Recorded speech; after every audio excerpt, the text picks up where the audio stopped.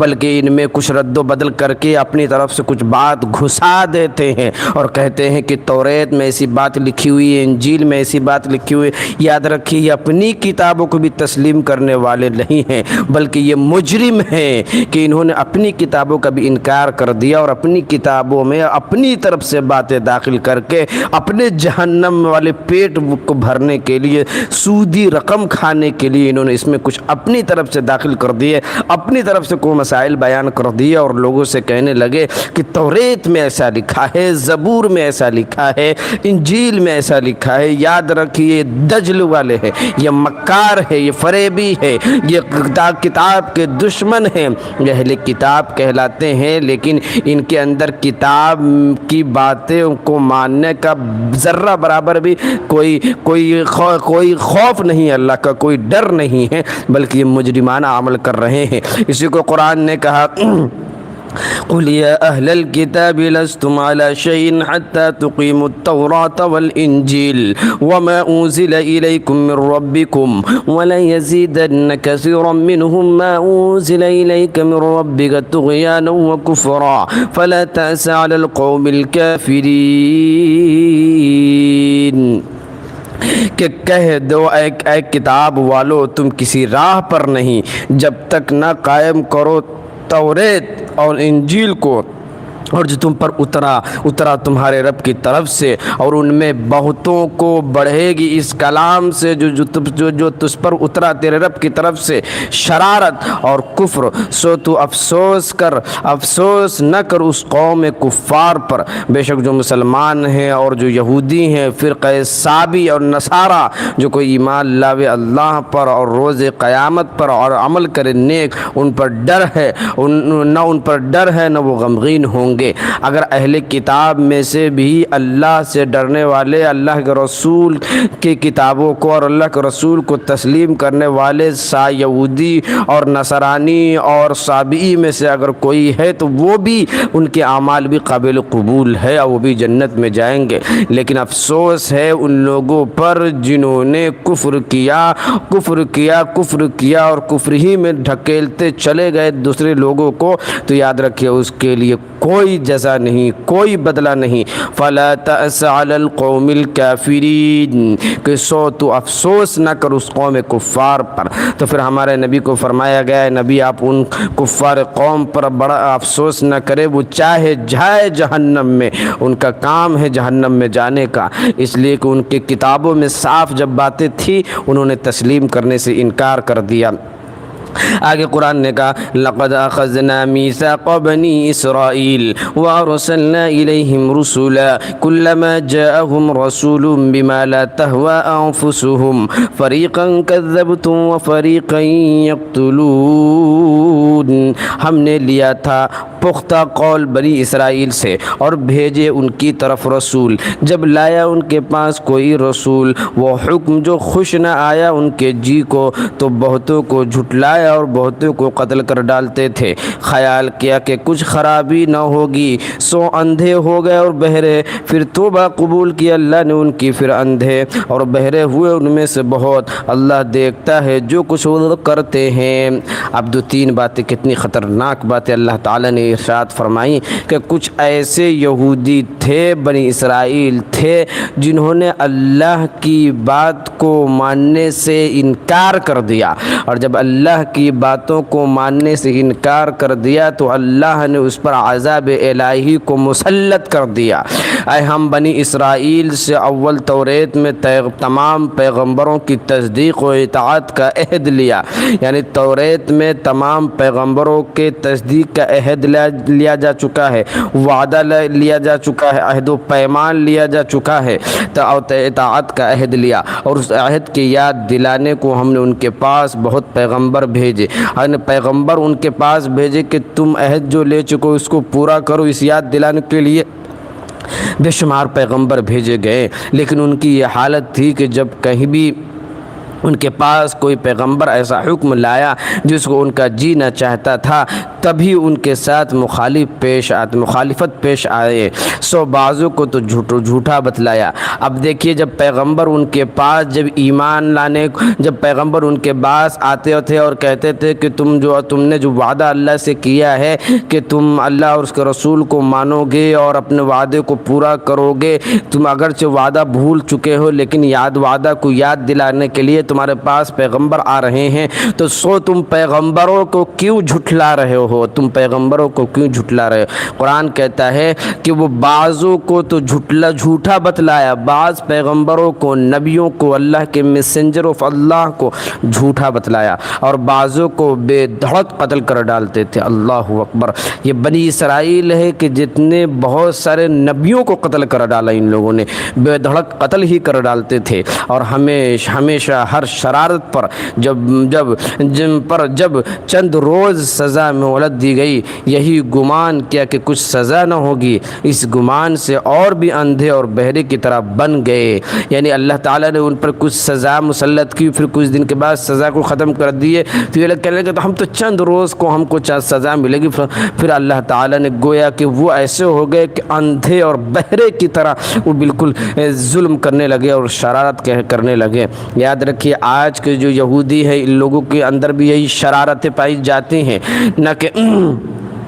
نہ کہ دلائل صدق انبیاء کو دیکھا، نہ ان کے کلام کو سنا۔ پھر ایک مدت کے بعد اللہ تعالیٰ نے ان پر رحمت کے ساتھ توجہ فرمائی اور کسی پیغمبر کو بھیجا کہ اب بھی راہ پر آوے، مگر پھر بھی اسی طرح اندھے اور بہرے اور گونگے بنے رہے۔ یعنی سب تو نہیں مگر ان میں سے بہت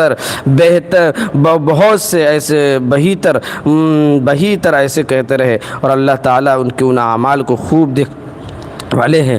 ان کا گمان غلط تھا، چنانچہ ان کو وقتاً فوقتاً سزا بھی ہوتی رہی، مگر ان کا یہی شیوہ رہا، حتیٰ کہ آپ کے ساتھ اسی طرح تکذیب کا خلاف برتاؤ کیا، یہاں تک کہ حضور پاک صلی اللہ علیہ وسلم کو بھی خلاف ہو گئے اور ان کو بھی ستانا شروع کر دیا۔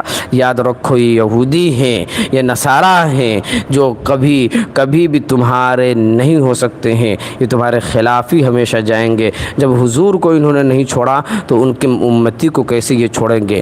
ان کی فطرت میں ناپاکی ہے، ان کی فطرت میں دجل ہے، ان کی فطرت میں مکاری ہے، ان کی فطرت میں عیاشی ہے، ان کی فطرت میں فحاشی ہے، ان کی فطرت میں دجالی قسم کے ذہنیت ہے، ان کی فطرت میں لوگوں کو دھوکہ دینا ہے۔ لہذا ایسے چال بازوں سے ہمیں بچنا ہے۔ اللہ تعالیٰ ایسے چال بازوں سے، ایسے مکر و فریب کرنے والے سے، ایسے شیطانیت سے ہماری حفاظت عطا فرمائے۔ آگے قرآن نے کہا لقد كفر الذين قالوا ان الله هو المسيح ابن مريم وقال المسيح يا بني اسرائيل اعبدوا الله ربي وربكم انه من يشرك بالله فقد حرم الله عليه الجنة ومأواه النار وما للظالمين من انصار۔ بے شک کافر ہوئے جنہوں نے کہا اللہ وہی مسیح مریم کا بیٹا، اور مسیح نے کہا اے بنی اسرائیل بندگی کرو اللہ کی رب ہے میرا اور تمہارا، بے شک جس نے شریک ٹھہرایا اللہ کا سو حرام کی اللہ نے اس پر جنت اور اس کا ٹھکانہ دوزخ ہے، اور کوئی نہیں گناہگاروں کی مدد کرنے والا۔ اللہ نے صاف اعلان کر دیا کہ جو لوگ اللہ کے ساتھ مسیح ابن مریم کو یعنی عیسیٰ علیہ السلام کو بھی اللہ کا بیٹا تسلیم کرتے ہیں اور کہتے ہیں کہ وہ اللہ کے بیٹے ہیں، یاد رکھو وہ بنی اسرائیل دجل کر رہے ہیں، مکاری کر رہے ہیں، عیاری کر رہے ہیں، اللہ کے ساتھ شریک کر رہے ہیں، اللہ کے ساتھ بہتان باندھ رہے ہیں کہ اللہ کے وہ بیٹے ہیں۔ یاد رکھو ان کا عقائد شرکیانہ ہیں، کفریانہ ہیں، ایسے شخص کو قتل کر دیا جائے جو اس طرح کے۔ اور یاد رکھو اللہ نے صاف اعلان کر دیا جو ایسا عقیدہ رکھتا ہے وہ شرک کر رہا ہے، وہ مشرک ہے، اللہ تعالیٰ اسے کبھی بھی جنت میں داخل نہیں کرے گا، اور اللہ کے نزدیک کوئی بھی ظالموں کا مددگار نہیں ہوگا۔ آگے قرآن نے کہا لقد کفر الذین قالوا ان اللہ ثالث ثلاثہ وما من الہ الا الہ واحد وان لم ينتهوا عما يقولون ليمسن الذین کفروا منهم عذاب علیم۔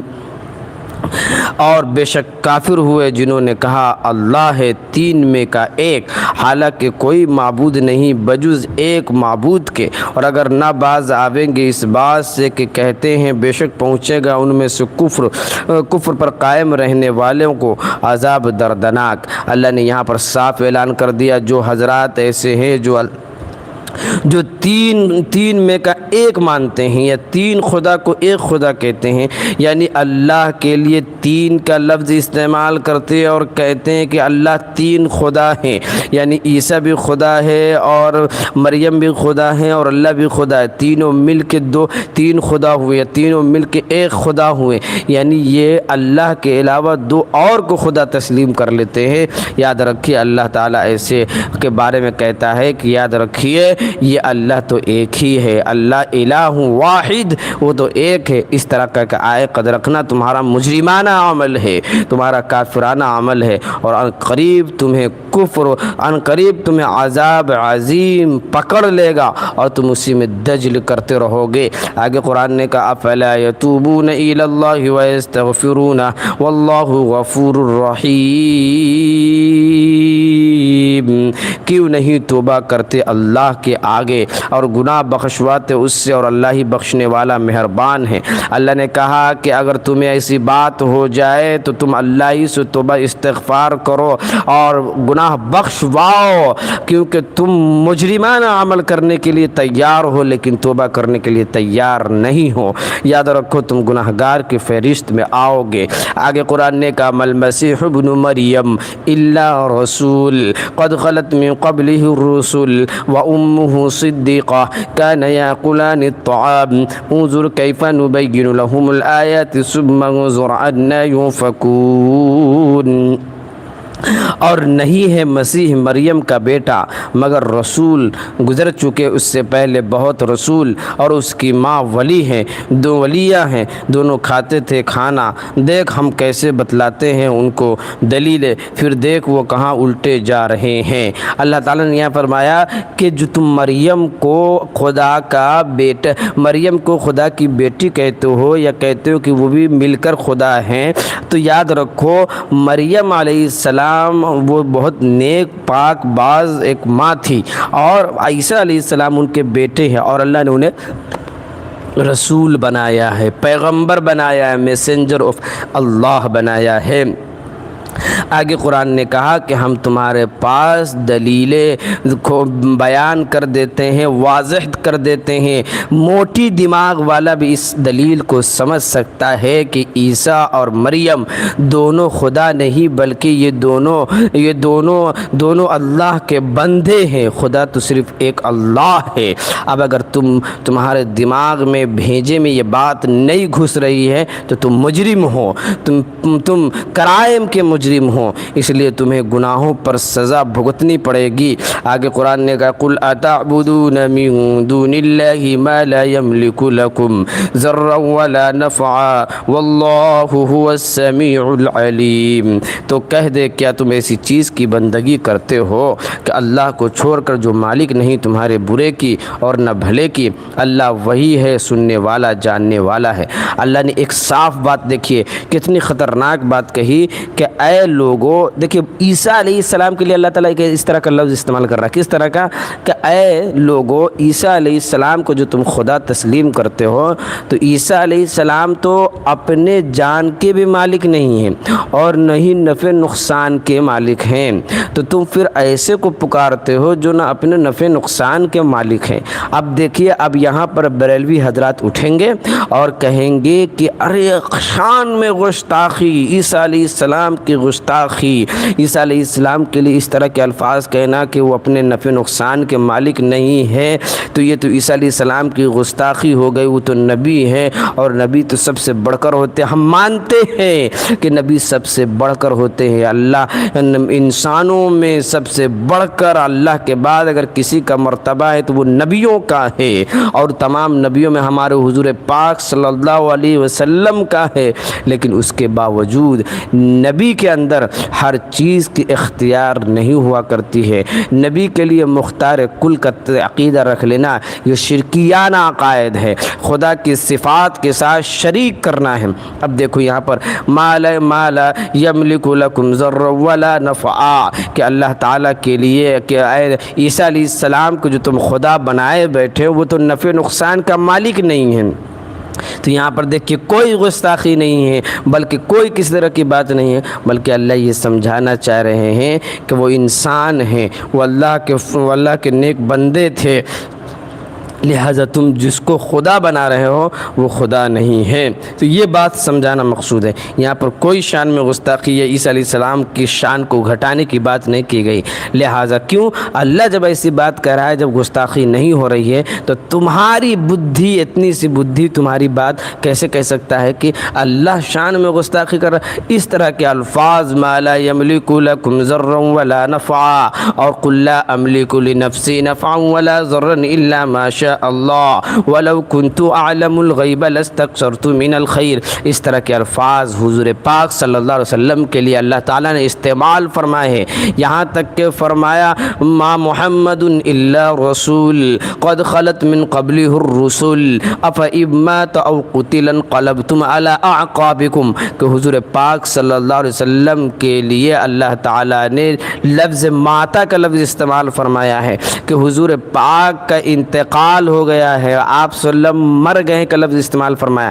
کیا یہاں پر بھی گستاخی ہو رہی ہے؟ اگر بریلویوں سے پوچھا جائے کہ اللہ نے اس طرح کے الفاظ استعمال کیے ہیں تو کیا اللہ نے نبی کی شان میں گستاخی کی؟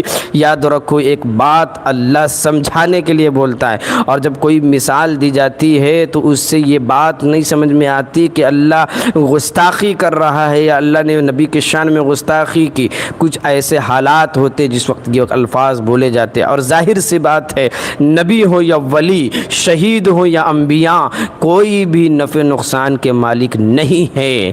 کوئی بھی قرآن نے کہا ما لا یملک لکم ضرا ولا نفعا قل لا املک لنفسی نفعا ولا ضرا الا ما شاء اللہ ولو کنت اعلم الغیب لاستکثرت من الخیر وما مسنی السوء ان انا الا نذیر وبشیر لقوم یؤمنون۔ اے نبی آپ کہیے کہ میں نفع نقصان کا مالک نہیں ہوں، یہاں تک کہ میں اپنے جان کا بھی مالک نہیں ہوں۔ اگر میں نفع نقصان کا مالک ہوتا تو لاستکثرت من الخیر، میں بہت سارے خیر کو جمع کر لیتا، پھر مجھے غزوہ بدر میں تکلیفیں نہ اٹھانی پڑتی، غزوہ حنین میں تکلیفیں اٹھانی نہیں پڑتی، غزوہ خندق میں تکلیفیں اٹھانی نہیں پڑتی، طائف کے مقام پر حضور پاک کو پہلے علم ہو جاتا، اب تکلیف وہاں نہ اٹھانی پڑتی، اور بے شمار کافروں کے دجل اور کفر سے حضور پاک صلی اللہ علیہ وسلم کو تکلیفیں اٹھانی نہیں پڑتی، کیونکہ آپ عالم الغیب ہوتے، پہلے ہی سچویشن کو جان لیتے۔ لیکن اللہ تعالیٰ نے یہ سچویشن آپ کے نزدیک چھپائے رکھا،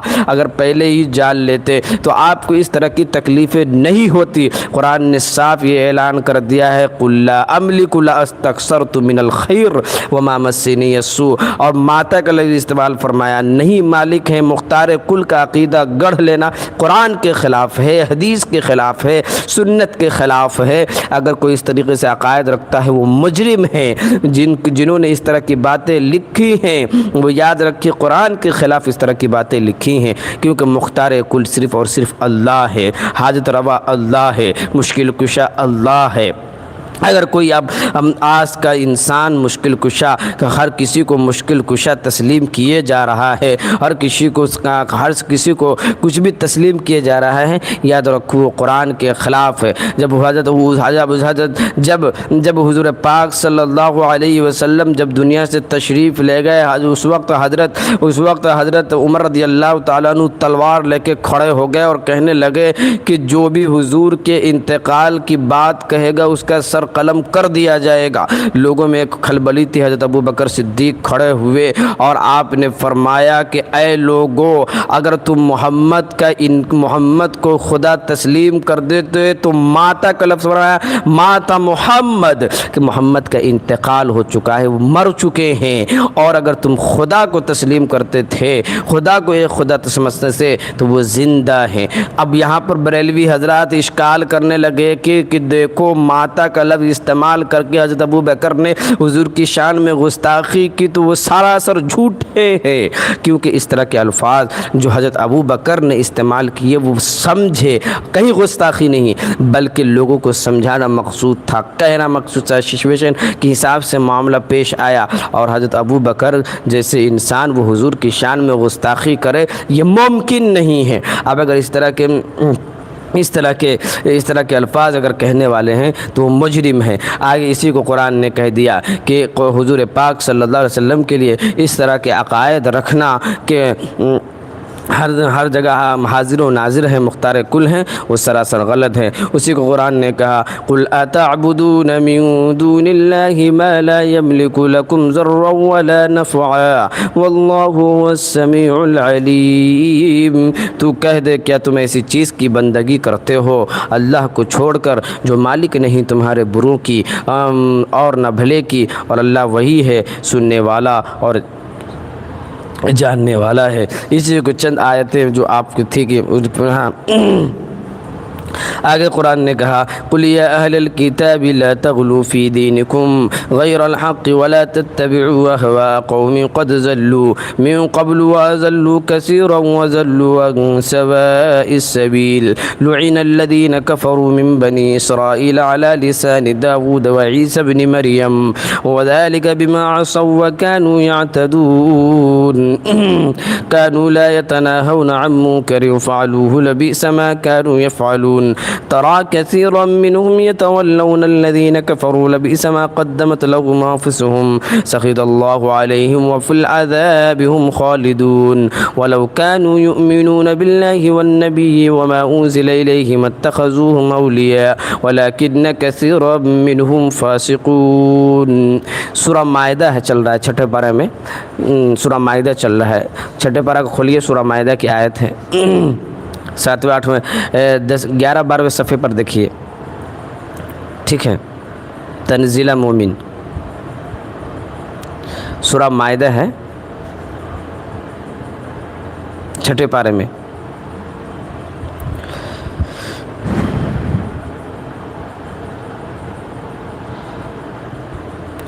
ہاں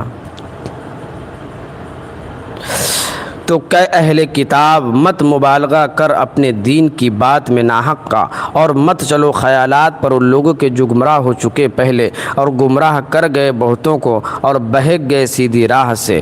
اور اللہ تعالیٰ نے فرمایا ملعون ہوئے کافر بنی اسرائیل میں کہ داؤد کی زبان پر اور عیسیٰ بیٹے مریم کی، یہ اس لیے کہ وہ نافرمان تھے اور حد سے گزر گئے تھے، آپس میں منع نہ کرتے تھے برے کام سے جو وہ کر رہے تھے۔ کیا ہی برا کام ہے جو کرتے تھے، دیکھتا ہے ان میں کہ بہت سے لوگ دوستی کرتے ہیں کافروں سے، کیا ہی برا سامان بھیجا انہوں نے اپنے واسطے، وہ یہ کہ اللہ کا غضب ہوا ان پر اور وہ ہمیشہ عذاب میں رہنے والے ہیں۔ اگر وہ یقین رکھتے ہیں اللہ پر اور نبی پر اور جو نبی اترا اس پر تو کافروں کو دوست نہ بناتے، لیکن انہوں نے بہت سے لوگ نافرمانی کرتے تھے۔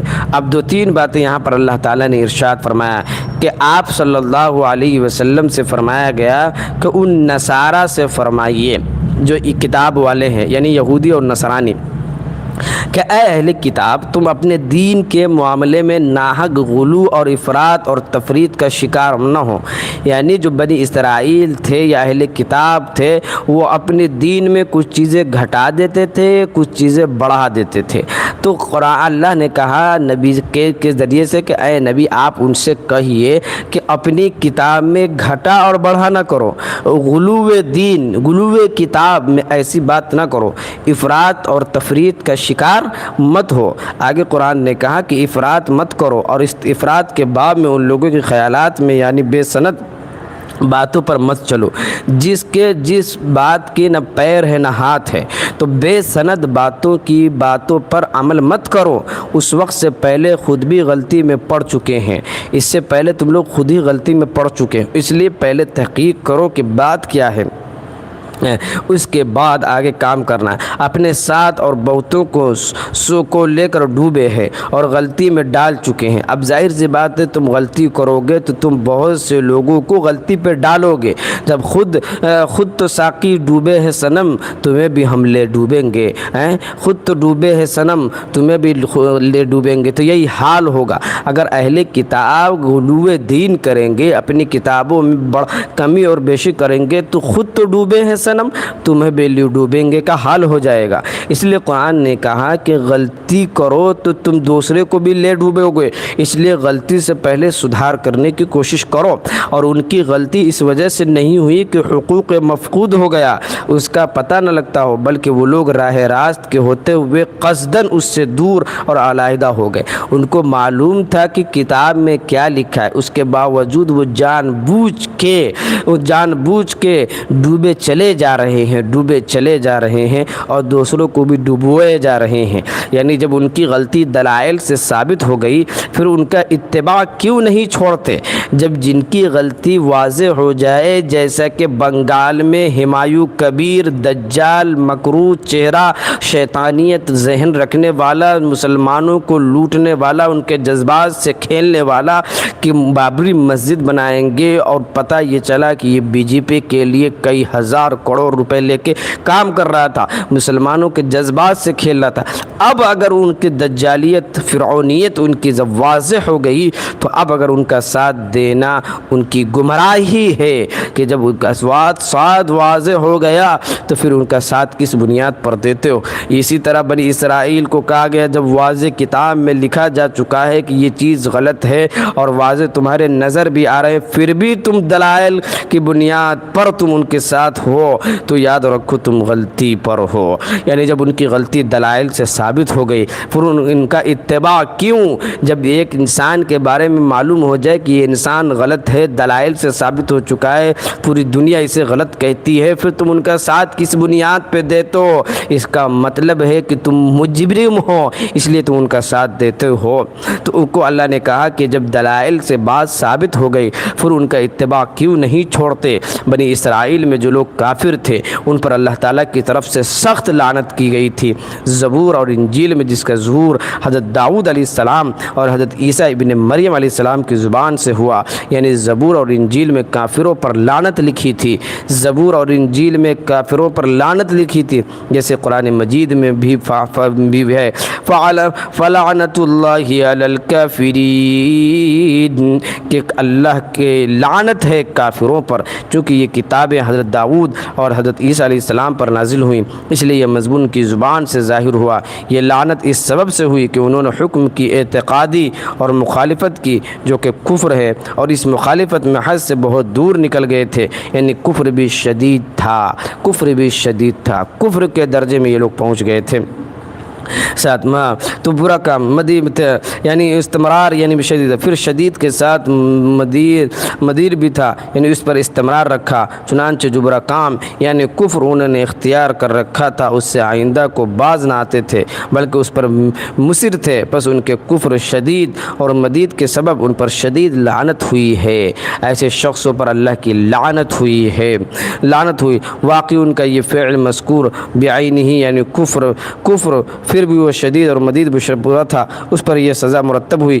آپ ان یہود میں بہت سے آدمی دیکھیں گے مشرک کافروں سے دوستی کرتے ہیں، چنانچہ یہود مدینہ اور مشرکین مکہ میں مسلمانوں کی عداوت کے علاوہ جس کا منشأ اتحاد فی الکفر تھا۔ تو یہاں پر ایک بات اور اللہ تعالیٰ نے فرمایا کہ تم غیر مسلموں سے دوستی مت کرو، تمہاری دوستی اس قدر غیر مسلموں سے نہ ہو جائے کہ تم بھی ان کے مندروں میں آنا جانا شروع کر دو، یعنی تمہاری سہیلیاں ہیں یا تمہارے دوست ہیں تو وہ کہے کہ ٹھیک ہے ہم تمہاری مسجد میں آ جاتے ہیں، تم بھی ہمارے مندر میں آ جاؤ، تم بھی ہمارے مندروں میں گھنٹے بجا لو اور ہمارے بھگوان کا درشن کر لو، ان کے سامنے ماتھا ٹیک دو، اور آپ بھی دوستی میں ہاں بھرے جا رہے ہیں اور کہے جا رہے ہیں کہ کوئی بات نہیں، ہم بھی ان کے ساتھ چلے جائیں گے، تو یاد رکھو تمہارے ایمان کا خطرہ ہے۔ جب دوستی ایمان پر آنے لگے، جب دوستی اس قدر آنے لگے کہ ایمان تمہارا سلب ہونے لگے، تو تمہاری دوستی بیکار ہے۔ ایسے دوستی جو اللہ اور اس کے رسول کے خلاف تم دوست، اس کا مطلب یہ ہو کہ تم دوستی کو اول نمبر پہ رکھتے ہو اور ایمان کو دوسرے نمبر پہ رکھتے ہو۔ تمہیں ایمان کی فکر نہیں لیکن دوستی نہ ٹوٹ جائے اس کی فکر ہے۔ قرآن نے کیا کہا؟ یہودیوں سے اور کافروں سے دوستی مت کرو کا مطلب یہ ہے کہ اس قدر دوستی والہانہ تعلق نہیں ہونا چاہیے کہ تمہارا ایمان تمہارے سروں سے نکل جائے اور تم مشرک ہو جاؤ، کافر ہو جاؤ، تم بدعتی ہو جاؤ۔ یاد رکھو پھر تمہارا دنیا میں رہنے کا کوئی مطلب نہیں ہے، کیونکہ تم ظاہر میں مسلمان ہوگے لیکن باطن میں تمہارا دل کفر کی طرف جھکا ہوا ہوگا۔ یاد رکھو اس لیے قرآن نے صاف اعلان کر دیا، لعنت اللہ علی الکاذبین فلعنت اللہ علی الکافرین، کہ اللہ ان کافروں پر لعنت کرتا ہے جو دو منہ والا ہو کر اپنے آپ کو کبھی ادھر جھکاتا ہے کبھی ادھر جھکاتا ہے۔ آگے قرآن نے کہا کہ باہم خوب سازگاری تھی جو کام انہوں نے آگے بھگتنے کے لیے کیا ہے، یعنی کفر جو سبب تھا دوستی کفار اور عداوت مومنین کا، وہ بے شک برا ہے کہ اس کے سبب اللہ تعالیٰ ان پر ہمیشہ کے لیے ناخوش ہوا، اور اس ناخوشی دائمی کا ثمرہ یہ ہوگا کہ یہ لوگ عذاب میں ہمیشہ رہیں گے۔ یاد رکھو اللہ کا ایک فیصلہ اٹل ہے کہ اگر تم مشرک ہو، تم کفر پر مبتلا ہو کر دنیا سے چلے گئے تو جنت کی ہوا تک نہیں لگے تمہیں، جنت کی ہوا تک نہیں لگے گی، جنت کی خوشبو بھی تمہیں نہیں ملے گی اگر تم کفر پر مر گئے، کیونکہ ہر ایک کا نیم قاعدہ قانون ہے اور اللہ کا بھی یہی نیم قاعدہ قانون ہے۔ اگر تم نے کفر پر اپنی موت دے دی تو یاد رکھو تم جنت کی ذرا برابر بھی ہوا تک نہ پا سکو گے۔ یاد رکھو اس لیے اس زمانے میں اپنے ایمان کو بچا کر دنیا سے لے جانا یہ سب سے بڑی کامیابی ہے انسان کی۔ استاد فرمایا کرتے تھے کہ اس زمانے میں اپنے ایمان کو بچا بچا کر صرف قبر تک لے جاؤ، انشاءاللہ تمہارا بیڑا پار ہے، اور یہ لوگ عذاب میں ہمیشہ رہیں گے۔ اگر یہودی لوگ اللہ پر ایمان رکھتے اور پیغمبر یعنی موسیٰ علیہ السلام پر ایمان رکھتے جن کا ان کو دعویٰ ہے، اور اس کتاب پر ایمان رکھتے جو ان پیغمبر کے پاس بھیجی گئی تھی یعنی توریت، ان مشرکین تو دوست نہ بناتے، لیکن ان میں زیادہ لوگ دائرہ ایمان سے خارج ہیں، اس لیے کافروں کے ساتھ ان کا اتحاد اور دوستی ہو گئی، اور دوستی ہو گئی۔ اس لیے قرآن نے صاف اعلان کر دیا ہے، یہ بنی اسرائیل کی کجروی کا ایک دوسرا پہلو بھی یہاں پر استعمال کر کے اللہ تعالیٰ نے بتا دیا ہے کہ قل یا اہل الکتاب لا تغلوا فی دینکم، کہ اے ایمان والو، اے اہل کتاب والو، تم اپنی کتاب میں اپنے دین میں غلو مت کرو، اور فریقاً کذبوا و فریقاً یقتلون، کہ یعنی بعض انبیاء علیہ السلام کو جھٹلایا اور بعض کو قتل ہی کر ڈالے۔ تو یہ چند باتیں اللہ تعالیٰ نے یہود و نصارہ کے تعلق سے ارشاد فرمایا۔ آگے قرآن نے کہا وعلیکم السلام ورحمۃ اللہ وبرکاتہ۔ آگے قرآن نے کہا لَتَجِدَنَّ أَشَدَّ النَّاسِ عَدَاوَةً لِّلَّذِينَ آمَنُوا الْيَهُودَ وَالَّذِينَ أَشْرَكُوا وَلَتَجِدَنَّهُمْ أَقْرَبَهُمْ مَوَدَّةً لِّلَّذِينَ آمَنُوا الَّذِينَ قَالُوا إِنَّا نَصَارَىٰ ذَلِكَ بِأَنَّ مِنْهُمْ قِسِّيسِينَ وَرُهْبَانًا وَأَنَّهُمْ لَا يَسْتَكْبِرُونَ۔ یہ 6 پارے کا آخری آیت ہے، 6 پارے کی یہ آخری آیت ہے۔ اس کے بعد اس آیت کے بعد 7واں پارہ شروع ہوگا، 7واں پارہ وَإِذَا سَمِعُوا سے شروع ہوگا۔ یہ چھٹے پارہ کی سب سے آخری آیت ہم پڑھ رہے ہیں، اس کے بعد پھر 7واں پارہ شروع ہوگا۔ تو آخری آیت میں اللہ نے کیا کہا چھٹے پارے کے؟ تو کہا کہ تو پاوے گا سب لوگوں سے زیادہ دشمن مسلمانوں کا یہودیوں کو۔ اللہ نے کیا کہا کہ تم مسلمانوں کا سب سے بڑا دشمن اگر کسی کو پاؤ گے تو وہ یہودیوں کو پاؤ گے، کیونکہ یہودی تمہارے سب سے بڑے دشمن ہیں۔ آگے قرآن نے کہا کہ اور مشرکوں کو، یہودیوں کو سب سے بڑا دشمن مانو گے، یہودی مسلمانوں کے سب سے بڑے دشمن کون ہوں گے؟ یہودی ہوں گے۔ دوسرے نمبر کے دشمن کون ہوں گے؟ مشرک ہوں گے، شرک کرنے والوں پاؤ گے۔ سب سے نزدیک محبت میں مسلمانوں کے ان لوگوں کے جو کہتے ہیں کہ ہم نصارہ ہیں، اور سب سے زیادہ عیسائی، مسلمانوں کے قریب سب سے زیادہ عیسائی ہوں گے، یعنی مسلمانوں سے محبت کرنے والے تھوڑے بہت، اس واسطے کہ نصارہ میں عالم ہیں اور درویش ہیں، اس واسطے کہ وہ تکبر نہیں کرتے۔ جو عیسائی ہیں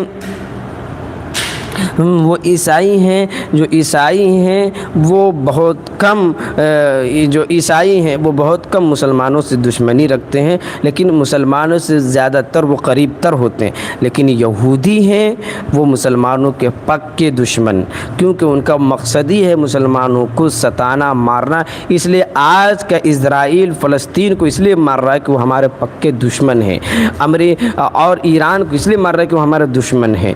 تو ان کو، یہودیوں کو جو اسرائیلی ہیں، ان کو دشمنی مسلمانوں سے، اور اس لیے قرآن نے یہ بھی کہا کہ مسلمانوں کے سب سے بڑے دشمن یہ ہندو نہیں ہیں، سب سے بڑے دشمن یہ یہودی ہیں۔ آگے قرآن نے کہا تمہارا دوسرے نمبر کا دشمن تمہارا مشرک ہے، کافر ہے، اور سب سے نزدیک مسلمانوں سے یہ عیسائی ہیں، کیونکہ وہ اپنی کتاب کی بنیاد پر ان کے دلوں میں نرمی ہوتی ہے، اس لیے وہ مسلمانوں سے سب سے زیادہ قریب ہے۔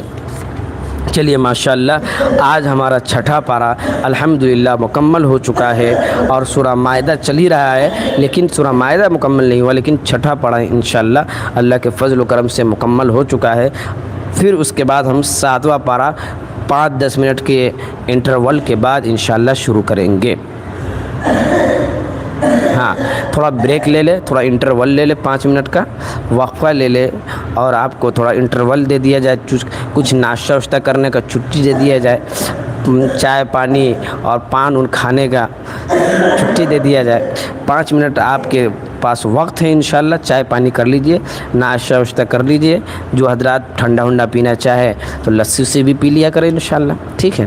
باقی اس کے بعد انشاءاللہ پھر ہم 7ویں پارے سے شروع کریں گے۔ السلام علیکم۔ وعلیکم السلام۔ پنڈیکس بھائی، چلیے جس کو لسی سے پینا ہے وہ لسی سے پی لے۔ تنزیلہ مومن جی، آپ بہت دیر سے سن رہے ہیں، کچھ چائے وغیرہ پی لیجیے آپ، کوئی ابھی چائے تو تھوڑا گرمی ہے، لسی اسی ٹھنڈا ونڈا منگا لیجیے، پی لیجیے، اور ہم کو بھی پلائیے۔ مفتی صاحب خیریت سے ہیں؟ جی آسیہ جی ماشاءاللہ آپ آ گئے ہیں، اور اپنی خیریت بتائیے، کیا حال ہے؟ آپ کی طبیعت ٹھیک ہے؟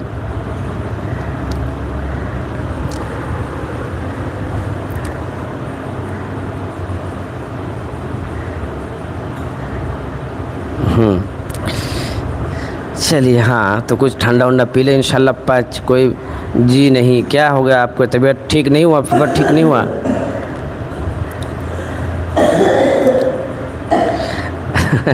سائمہ جی بھیج رہی ہے لسی، نیمبو پانی۔ مفتی جی طلاق کون کراتا ہے؟ اس دن بتایا تھا نا کون طلاق کراتا ہے۔ کوئی بھی کرا سکتا ہے، کوئی عالم ہو، کوئی مولانا ہو، کوئی مفتی ہو، کوئی قاضی ہو، کوئی بھی کرا لیجئے۔ کس کو طلاق کروا دینا ہے آج تو؟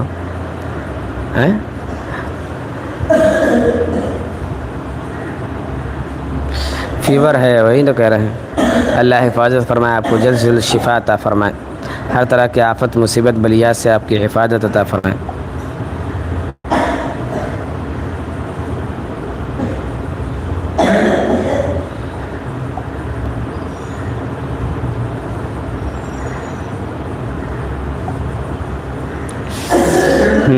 چلیے،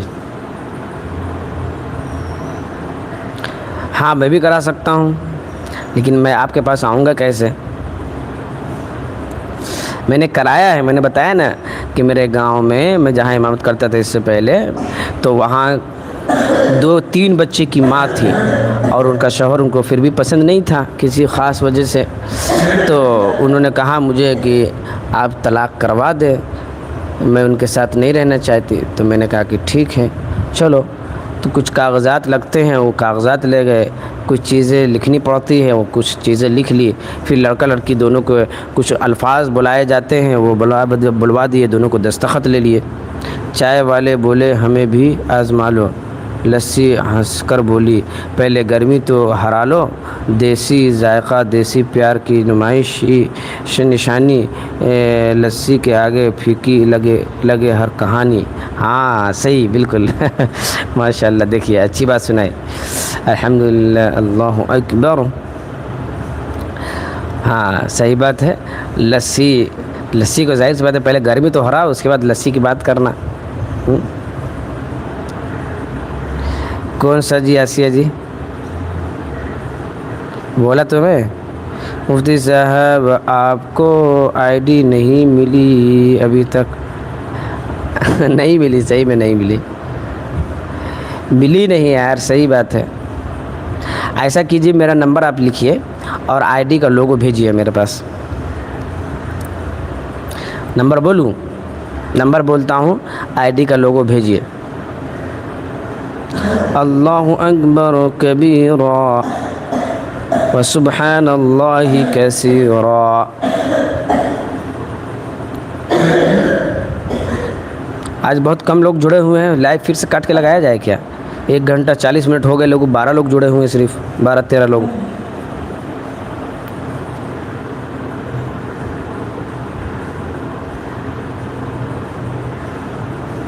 اچھا میرا نمبر آپ کو معلوم ہے تو پھر بھیج دیجئے۔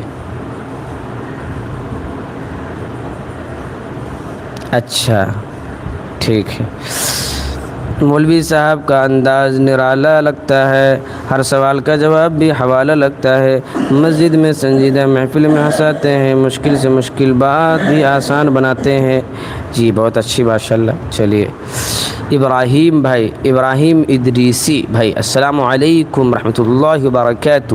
آپ کا لائیو میں سعودی عرب زمان سے دیکھ رہا ہوں، سعودی عرب زمن سے دیکھ رہا ہوں، بہت زبردست حضرت آپ کے دعا کی درخواست ہے۔ اچھا ماشاءاللہ، سعودی عرب میں آپ بیٹھے ہوئے ہیں تو آپ سے دعا کی درخواست ہے۔ ماشاءاللہ ہمارا لائیو ماشاءاللہ سعودی عربیہ پہنچ گیا ہے، کتنے سکسیسفل ہیں ہم انسان ہیں، دیکھیے۔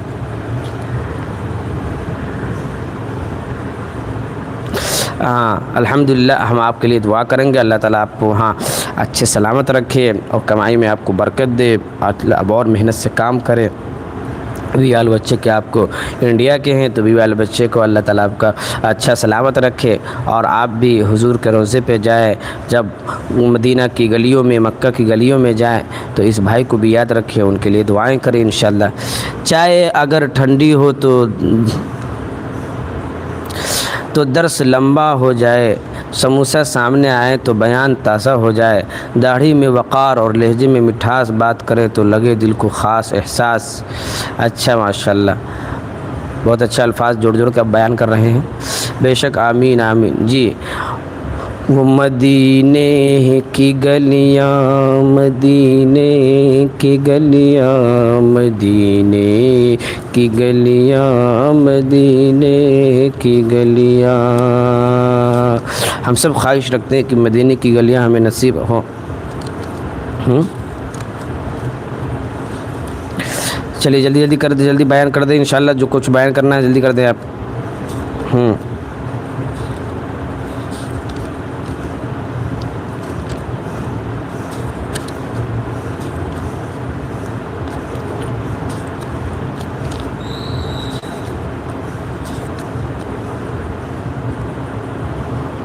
کسی شاعر نے کیا ہی مدینے کے تعلق سے کہا کہ مدینے کی بات کرتے ہو یا مکہ کی بات کرتے ہو تو پھر تم کیا کرو، باوضو ہو کر بیان کرو، اور مکہ اور مدینے کی محبت تو ہمارے دلوں میں ایسی بھی ہے کیونکہ وہاں حضور رہتے ہیں۔ کسی شاعر نے کیا ہی خوب کہا کہ اے مدینہ کی گلیاں تو بڑی خوش نصیب ہے کہ تم میں حور و قصور رہتے ہیں، اور مجھے فخر ہے اے مدینہ کہ تم میں حضور رہتے ہیں، تمہارے اندر حضور رہتے ہیں۔ الحمدللہ تو مکہ اور مدینہ بڑا خوش نصیب ہے کہ جس میں حضور کی ذات انور رہتی ہے۔ تو وہاں کی ہوائیں بھی بہت خوبصورت ہیں، اور وہاں کی محفلیں بھی بہت خوبصورت ہیں، اور وہاں کے ہر انسان اچھے خوبصورت ہیں۔ کسی شاعر نے کہا کہ لمحہ لمحہ کرتا ہے جو جستجو مدینے کی، لمحہ لمحہ کرتا ہے جو جستجو مدینے کی، جس کے دل میں رہتی ہے آرزو مدینے کی، جس کے دل میں رہتی ہے آرزو مدینے کی۔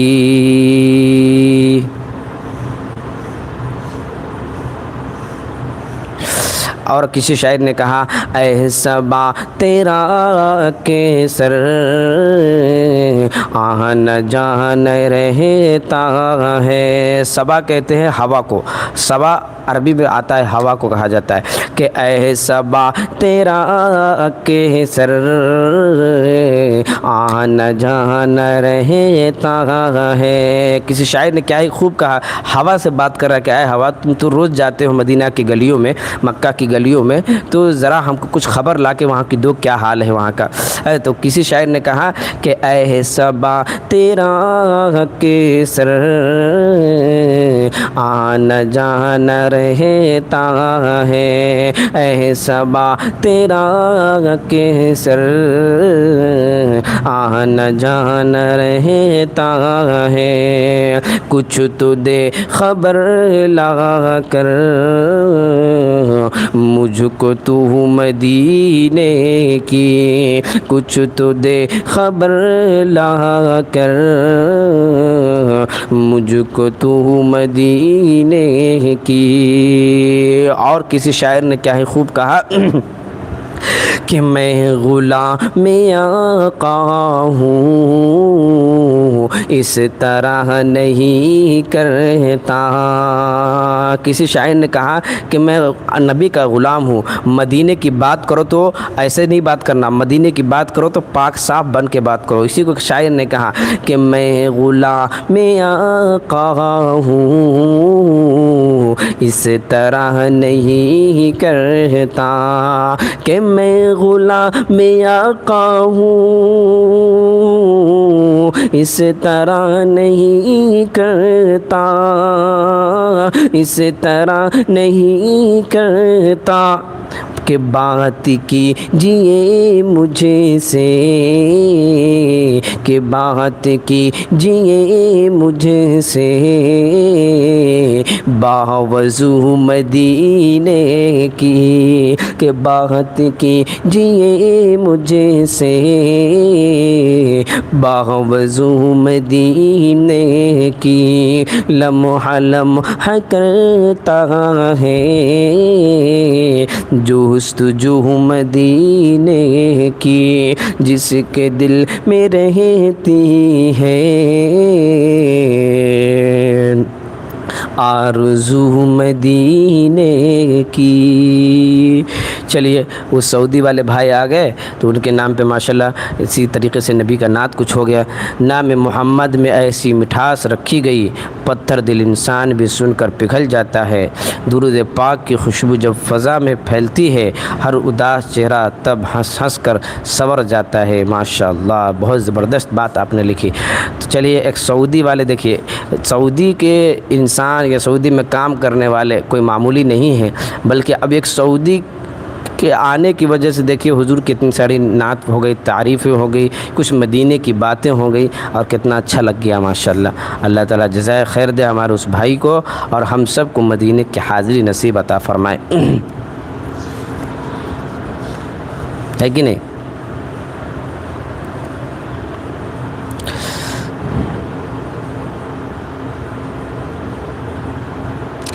چلیے آپ لوگ تو میرے خیال سے لسی وسی پی لیے ہوں گے اور چائے پانی ناشتہ تو ہو ہی گیا ہوگا، انٹرول میں مزاج بھی فری ہو گیا ہوگا۔ اب میرے خیال سے اب 7ویں پاری کی شروعات کیا جائے، ہے نا؟ کیا کہتے ہو؟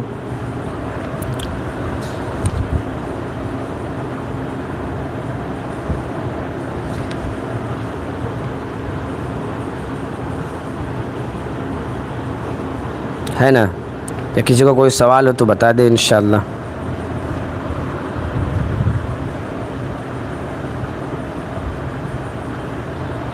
لائیو ٹھیک چل رہا ہے کہ نہیں؟ بہت کم لوگ جڑے ہوئے ہیں، 8 لوگ، 16، 1 گھنٹہ ہونے والا ہے۔ میرے خیال سے پھر سے لائیو کاٹ کے لگایا جائے کیا؟ محمد کے نام میں ایسی رونق ہے، سوکھے دلوں میں بھی آ جائے چمک ہے، لب پہ آئے جب نام شہ دو جہاں، لگتا ہے فضا میں بکھر گئی مہک ہے۔ ماشاءاللہ، صحیح بات۔ مفتی صاحب پانی پی لیجئے، گرمی زیادہ ہے۔ اچھا، الحمدللہ ہم پیو کے بیٹھے ہوئے ہیں الحمدللہ۔ ابھی زبردست طریقے سے پانی پی لیا، پھر اس میں کچھ گرمی کے کچھ خزائن ملا کے پی لیے ہیں الحمدللہ۔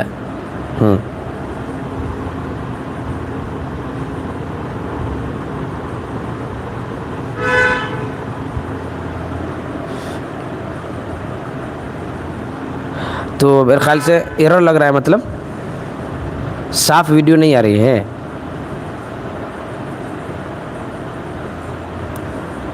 کیا کہہ رہے ہیں مطلب؟